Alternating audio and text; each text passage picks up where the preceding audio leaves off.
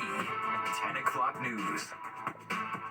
The city is expanding its program that gives migrant families debit cards to pay for food and baby supplies. When it was first announced earlier this year, you might remember that there were concerns about fraud and the cards being misused. All right, but as Fox 5's Jessica Formoso shows us, the city says that's just not the case, and the program is actually less expensive than buying and distributing food to migrant families.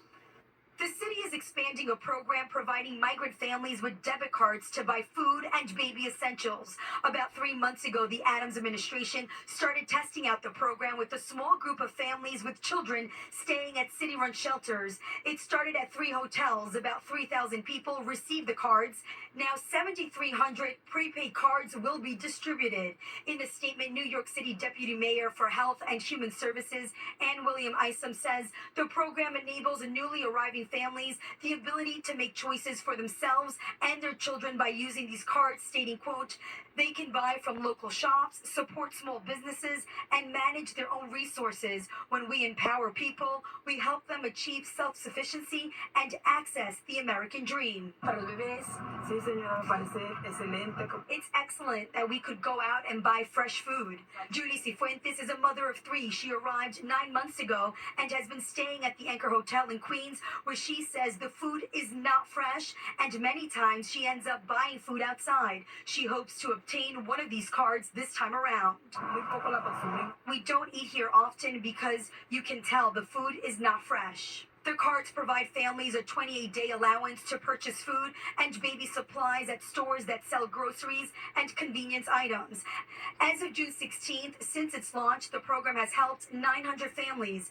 According to the city, the card costs half as much as it would cost to deliver boxes of food to families staying.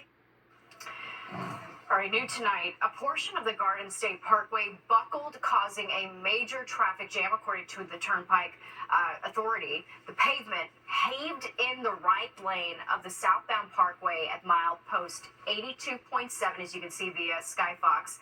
That traffic jam here affecting these southbound lanes from exit 98 to exit 82A. No crashes or injuries were reported. Currently, there are emergency repairs underway on the Parkway, with traffic delays expected to continue throughout the night. Congestion pricing scheduled to start yesterday, and lawmakers in Albany have not given up on trying to restart it. They reportedly hope to persuade Governor Hochul to move ahead with the project by lowering the $15 toll to enter Manhattan below 60th Street. Last month, Hochul indefinitely paused the program, and today she did say she's having conversations with leaders of the legislature. Right now, as I said, $15 on top of everybody's expenses for groceries, and everything's going to cost more. It's just not the right time. We will find the financing, and yes, conversations are very much underway. Critics say lowering the tolls would mean less money for the MTA and also would probably not reduce traffic enough to cut pollution.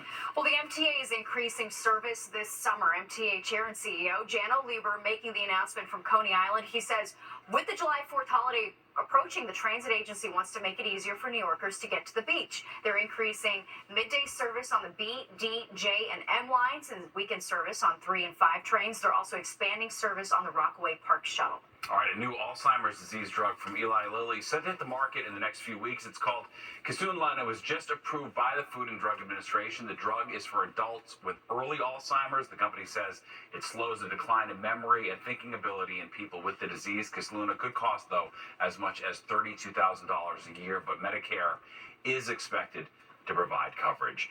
Well, in a little over a week, Mount Sinai Beth Israel plans to close its doors, leaving many in lower Manhattan in a healthcare limbo. Which, as Fox 5's Stephanie Bertini shows us, leaves a major healthcare gap downtown.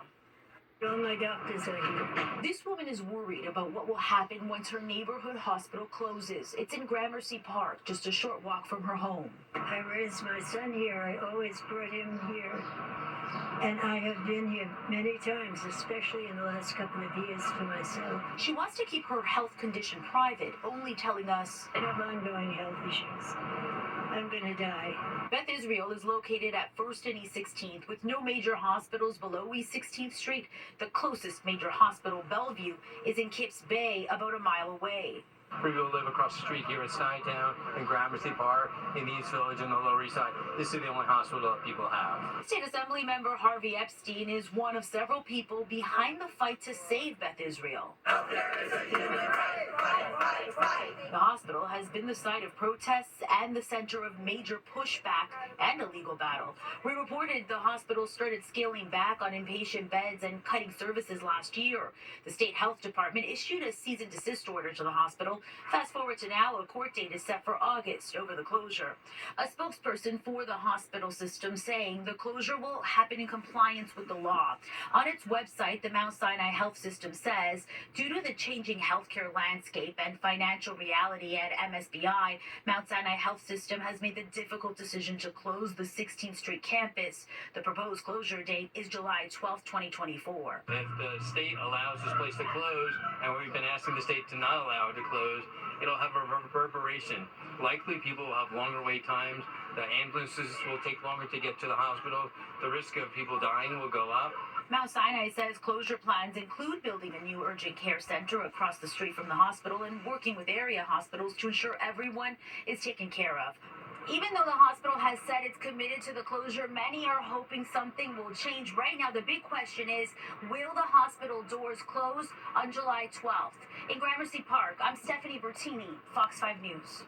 Well, giving kids a summer break from the city. That's right, the special camp that honors a Bronx teen whose life was cut short by gang violence. And like pet parent, like pet child, the new research being done to see if weight loss drugs could work in cats and dogs.